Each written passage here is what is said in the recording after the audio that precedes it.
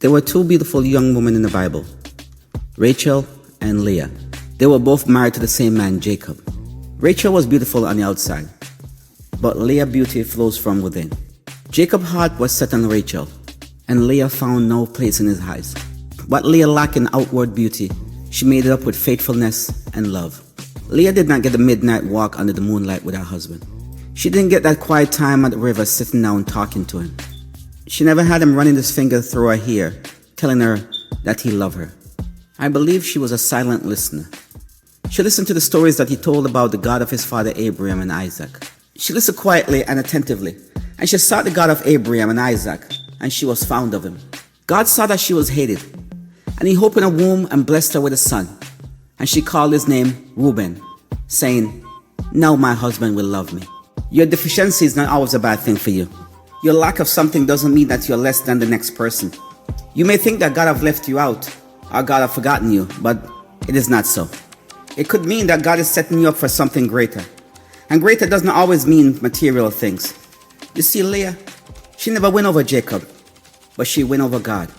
She never had Jacob's love, but God showed her how much he loved her by blessing her with children again and again.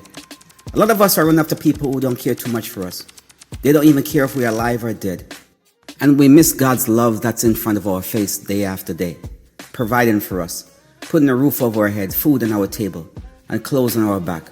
If you keep running back to rejection again and again, and faced with the same circumstances, why don't you try God? You will find that he will not turn you away, and everything that your heart's desire is already been sought out for you. You have someone prepared for you.